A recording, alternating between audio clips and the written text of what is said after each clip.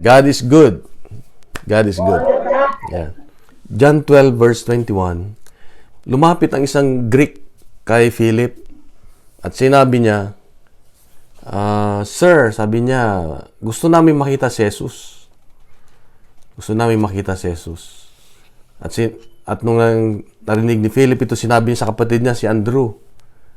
At yun nga, sinabi niya na gustong makita ng mga Greek. Itong mga Greek na ito ay wisdom seeker talaga. Wala silang pakialam kung ano yung nasa kapaligiran nila, kung ano yung sasabihin ng iba. Basta sisiksik sila at gustong matuto. At ito sana yung maging attitude natin na lagi nating hinahanap si Jesus. Yan. Ito yung unang katuruan ng ating ebanghelyo ngayon. We would like to see Jesus. It's a worthy desire, sabi nga.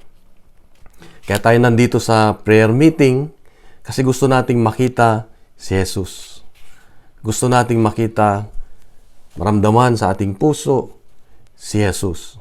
Nawa, ito yung pinakadahilan kung bakit tayo nasa prayer meeting. Dahil pag nakita natin si Jesus ay siguradong i-reveal niya yung sarili niya, kung ano yung gusto niya, ano yung kalooban niya sa atin. Pangalawa, dun sa sunod na verse, pag medyo inuubo, verse 23, John 12:23, sinagot sila ni Jesus. Nung sinabi nila na gusto na namin makita si Jesus, sumagot si Jesus, sabi niya, oras na. The hour has come for the Son of Man to be glorified. Oras na para mabigyan ng kaluwalhatian ang anak ng tao. Kung matandaan nyo, kung may mga marirecall nyo sa ibang mga gospels natin, may mga pagkakataon na sinasabi na Lord na my hour has not yet come. Hindi pa oras. Di ba? Hindi pa oras. Gaya nung sa wedding of Cana, yung kasalan, yung sabi ng nanay niya na, ganito, tulungan mo sila. Sabi niya, hindi pa oras. Hindi ko pa oras. Meron pang isang sa Feast of Tabernacle, sinabi rin niya yon. And isa pa, nung siya ay aarestuhin na, pero hindi pa oras, hindi pa siya pwedeng arestuhin. Kaya nakaalis pa rin siya, nakatakas. O hindi nakita sa dami ng tao. So, yung mga pagkakataon na sinasabi niyang, my hour has not yet come, hindi pa oras. Pero sa ngayon, sinasabi na niya, the hour has come for the Son of Man to be glorified.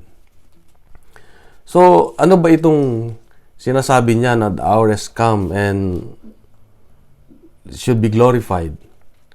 Sinundan niya kaagad ng kanyang salita kasi hindi maintindihan ng mga tao.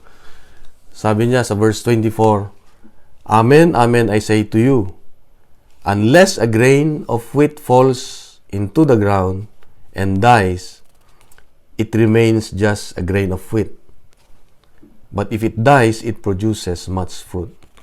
Sa Tagalog, sabi niya, kung hanggat ang buto ng trigo ay hindi bumabagsak sa lupa at mamamatay, ay mag-iisa lang siya.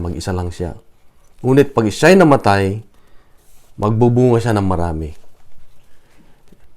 So, dito ay nagsimula ng sabihin ni Jesus, banggitin ni Jesus yung mangyayari sa kanya. Yung dadaanan niya na yung kanyang passion, yung kanyang paghirap, yung suffering niya. Kaya sabi niya, Amen, amen, I say to you. Para bang sinasabi niya, makinig kayo.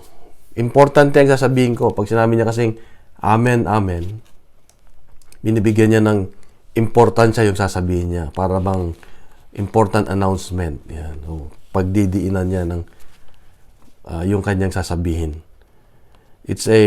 Meron siyang sasabihing mahalaga, yung tinatawag na kingdom principle, yung prinsipyo sa kaharian. na sinasabi niya na yung grain of wheat o yung buto ng trigo ay may pag-asang mabuhay, may pag-asang tumubo kung ito ay itatapon doon sa lupa. Yan. So, dito medyo hindi diretsa niyang sinabi, pero siya yung buto ng trigo na itatapon doon sa krus para siya ay mamatay, pero merong glory, meron siyang kaluwalhatian, meron siyang resurrection at the end. Para bang sinasabi niya na ako'y handa na sa ipapagawa ng aking tatay. Para ako'y sinasabi niya na alam ko ang mangyayari sa akin, pero kailangan hindi ko pwedeng hindian yung utos ng aking tatay. Sabi niya, sa loob-loob niya, kaya ginamit niya ang ibang metaphor para sabihin sa kanila na siya'y handa na sundin ng kanyang ama. So, although alam niya na mahirap yung pagdadaanan niya, nakapokus na siya doon sa resurrection, sa ibubunga ng kanyang gagawin. Kaya nga nung siya ay napako sa krus, namatay, nabuhay siya, namatay nga siya, pero yung bunga naman ng kanyang ginawa after resurrection, tayo ay naligtas sa kasalanan. So, sabi niya in John 10:10, I have come so that you may have life. Yun yung ating salvation, di ba? John 10:10. So, ito yung pinaka theological aspect ng ating gospel. Ito yung gustong ituro ng Diyos sa atin. Pero, titignan natin yung sarili natin, yung application naman sa atin. Ito yung tinatawag na pastoral. Minsan, mahirap intindihin yung malalim na theology. Kasi hindi naman tayo pare, hindi naman tayo madre. Ang hinahanap natin ngayon yung application sa atin sa pang-araw-araw na buhay. Kaya nga, ang gospel reflection natin lagi ay dapat merong sharing kung ano ba yung application nito sa gospel natin. Tingnan natin. Ang pinaka goal, tawag dito, yung sentro ng ebanghelyo ngayon ay yung tinatawag na the suffering and sacrifice na ating nararanasan pag tayo ay sumusunod sa ating Diyos. So, before anything else, we need to define ano yung difference between suffering and sacrifice. Ano ba yung suffering? Suffering, ito yung sometimes we would rather avoid it. Diba? Ayaw natin. Kasi suffering pag may suffering ka sa buhay, may pinagdadaanan ka o may kahirapan ka, ayaw mo Ayaw mo. Ayaw ko rin. Suffering Ayaw ko masaktan, ayaw ko maghirap. Yan. Ano man yung sacrifice? Sacrifice is you're doing it because for somebody you love. Kaya nga sacrifice Kaya yung ginawa ni Jesus, sakripisyo. Binuwis niya yung buhay niya para sa karamihan, para sa atin, kaligtasan. So, yung diferensya, suffering and sacrifice. So, sacrifice is embracing suffering because of love for higher value, higher purpose. So, ang diferensya ay love, pagmamahal. Suffering, embracing sacrifice because of love. Kaya, sa buhay natin, sabi ko kanina, ayaw nating nahihirapan. Diba? Yung iba, dahil ayaw maghirap, ayaw na rin pwedeng siguro nagtatrabaho, pero ang gusto niyang trabaho yung madali lang, paisi-isi lang, at madaling kumita. Yan. Kaya sa amin, minsan sa atin, may mga corruption. Diba? Very, very rampant yung corruption. Dahil gusto ng mga iba ay yung madaling pagkakitaan ng pera. At yung iba naman ay nagnanakaw na lang. O, ninanakaw na lang yung hindi kanila inaangkin. Dahil ayaw ng suffering, ayaw ng mahirapan. O gaya nung COVID, di ba nung COVID? Ano nangyari? Nauso yung work from home.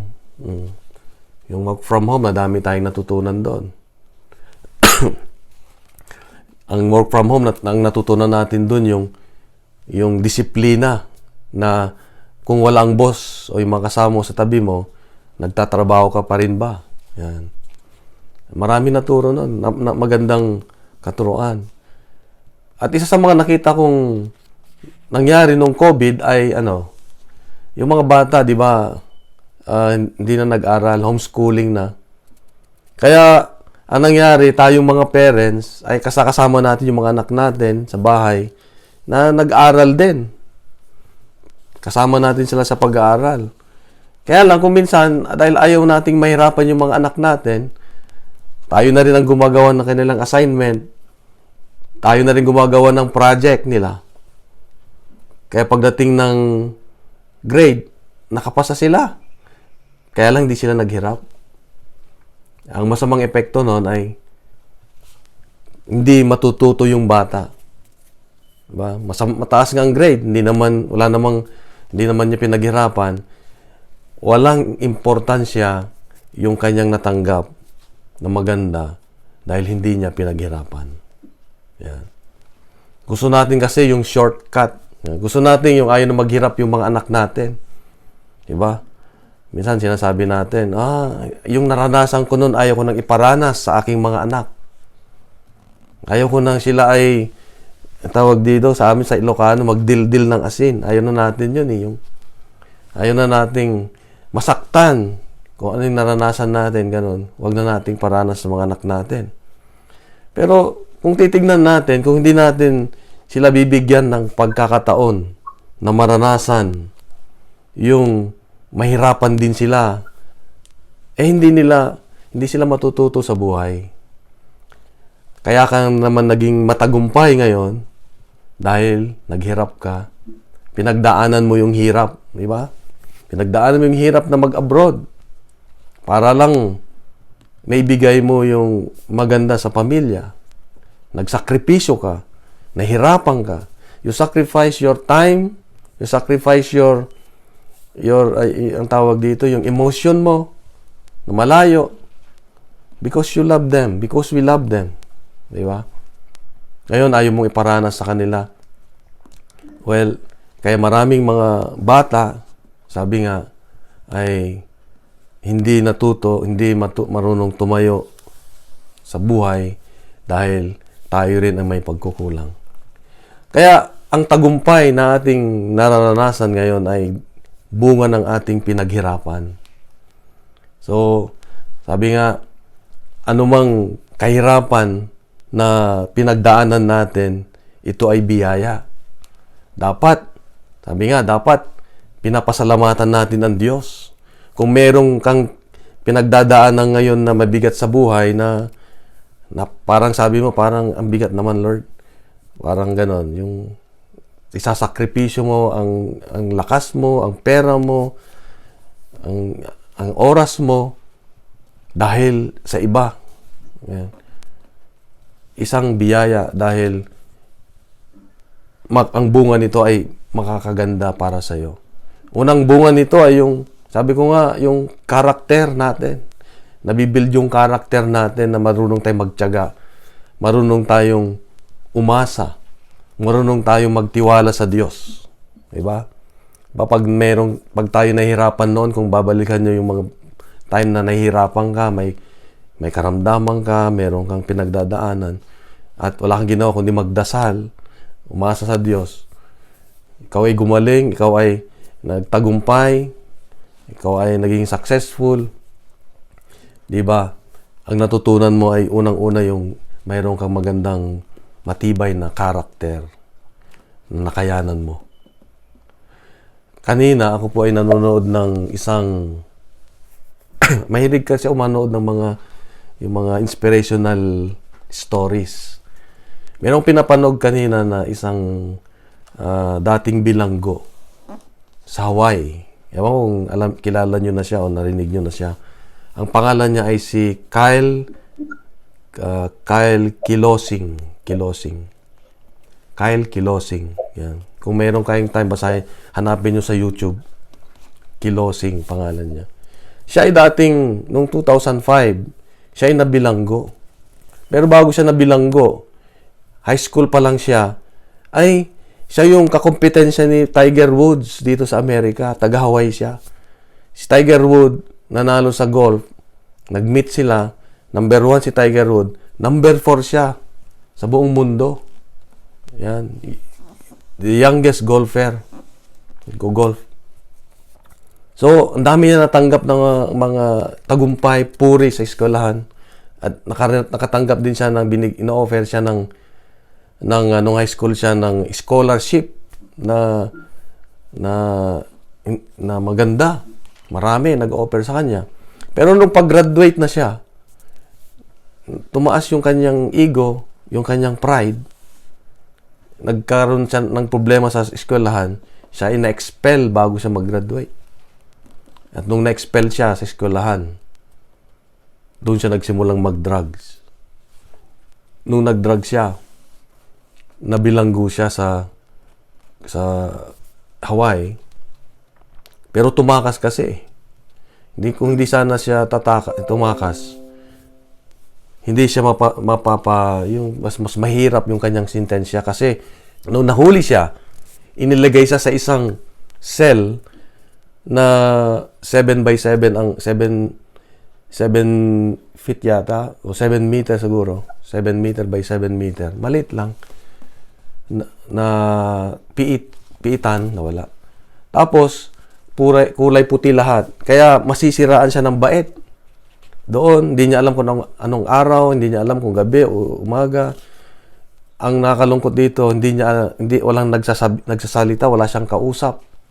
Kaya sabi niya, nasisiraan na siya ng ulo, ng bait. Hanggang minsan, sa hirap niya, siya ay parang nawalan ng ulirat yata. At doon ay na-meet niya ang ating Panginoon. Lumuhod siya, nagdasal, humingi ng tawad. At doon sa loob ng piitan, ay nakayanan niya yung hirap na pinagdadaanan niya hanggang makalabas siya. At nung tanungin niya yung gwardiya kung ilang taon na siya doon sa piitan na yun kasi hindi niya alam kung araw-gabi o hindi niya alam, naka 3 years na pala siya doon sa piitan na yun na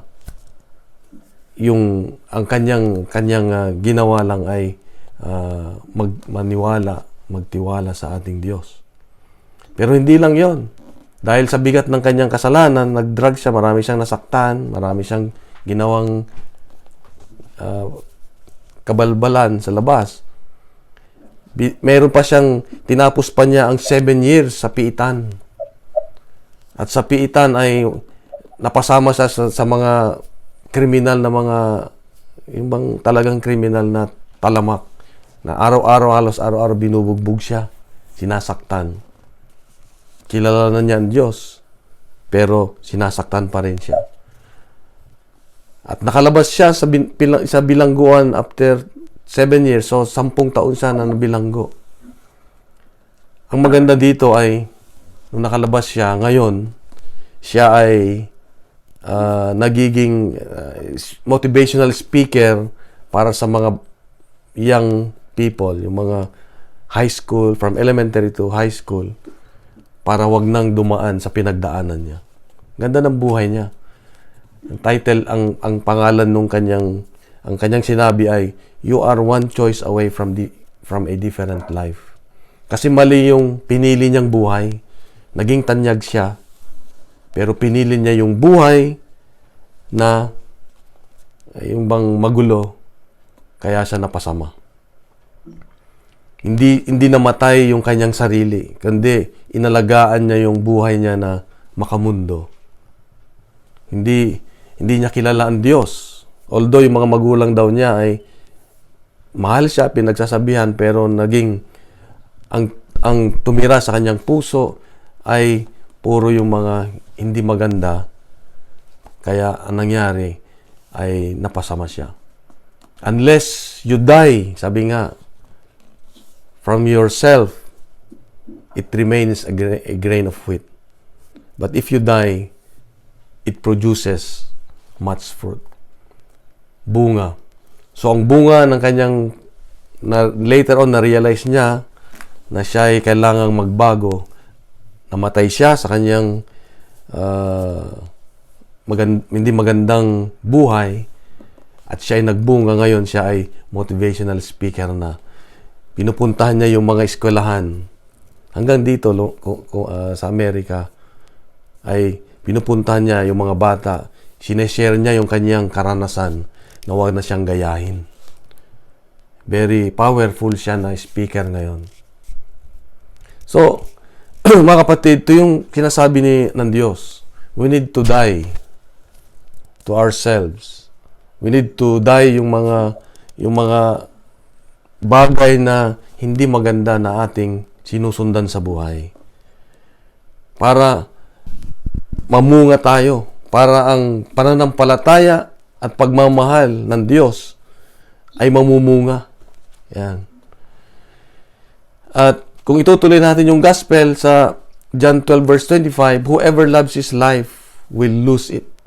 And whoever hates his life for my sake in this world will preserve it for eternal life. So we need to hate. Pag sinabing hate life is you need to die to ourselves. Yeah. You need to surrender everything. You need to surrender. You need to die to the flesh, yung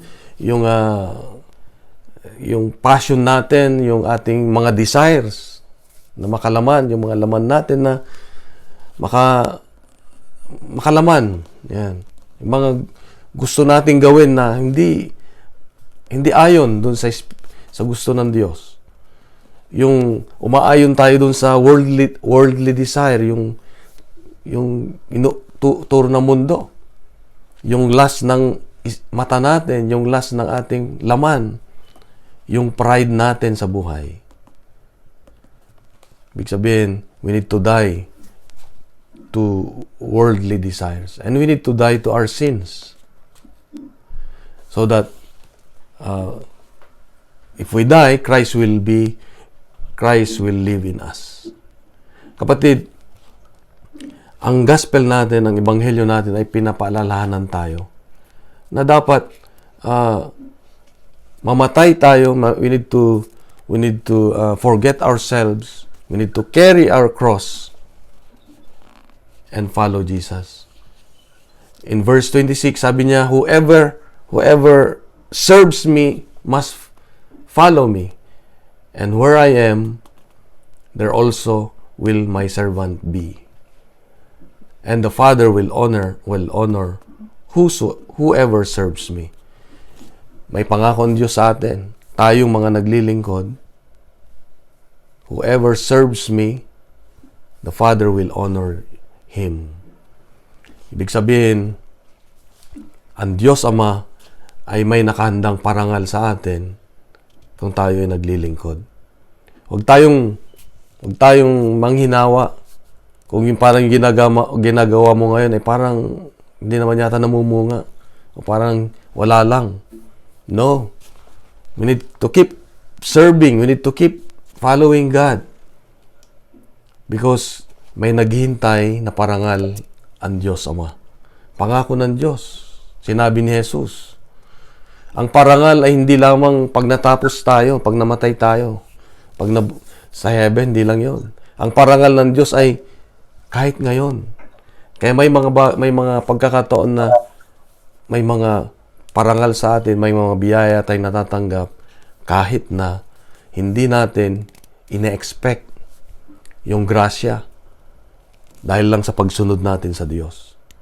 Kaya hindi sayang yung pagpunta ninyo dyan, yung pagtayo ko dito na nagsasalita mag-isa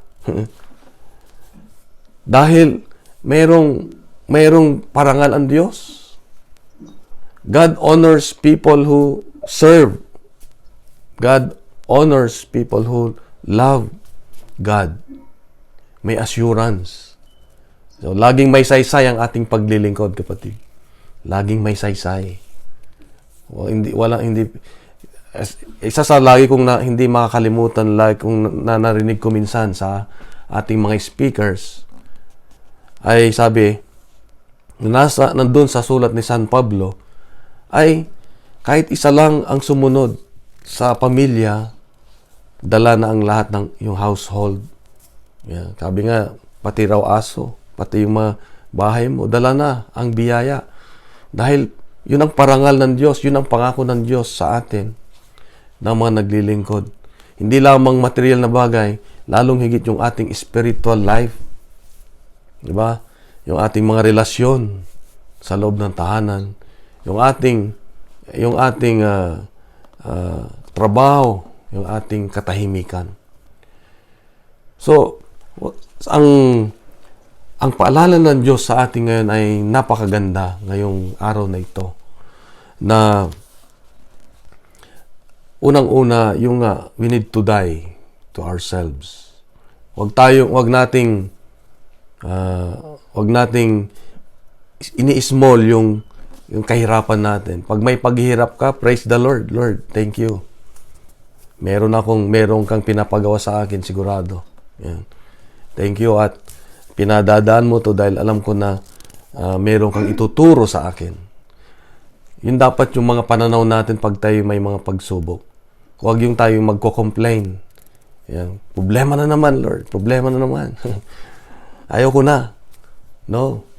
Sabi nga, pinapayagan ng Diyos ang mga problema natin para tayo ay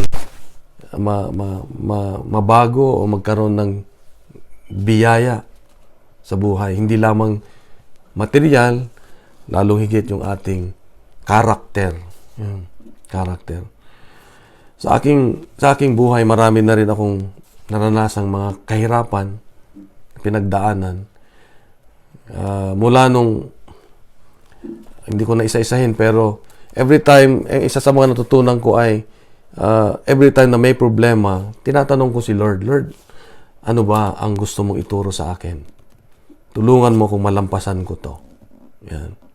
Tulungan mo ko. Kasi, hindi nawawala ang problema, hindi nawawala ang mga krus sa buhay. Ang kailangan lang ay tanggapin. Yan. Ang kailangan lang ay harapin, huwag mong takbuhan ang problema, ang pagsubok. Huwag mong kaladkarin. Buhatin natin ang ating mga krus. Pag kinaladkad mo, mabigat. Yung hinihila mo, mabigat. We need to carry our cross so that it will become light. Sabi nga. And isa sa mga natutunan ko sa buhay ay every time there's difficulty, I always go back to God. I always remember God. Lord, pinayagan mo ito at alam ko meron kang ibibigay na solusyon. Alam ko na tutulungan mo ako. At ano ang ituturo mo sa akin? Pag ganun po ang pananaw natin, mas madali nating harapin anumang pagsubok sa buhay. Kung ano man yung pagsubok mo ngayon, kapatid, ano man yung pinagdadaanan mo, be joyful, be thankful. Sabi nga, 1 Thessalonians chapter 5 verse 16 to 18. Ito yung paborito ko sa mga verses na paborito ko. 1 Thessalonians chapter 5 verses 16 to 18. Sabi doon, be joyful, be thankful in all circumstances. For this is God wants for you in union with Christ. Ito yung gusto ng Diyos. Magalak ka lagi. Ano man yung pinagdadaanan mo. Masaya, malungkot, mahirap, magalak ka lagi.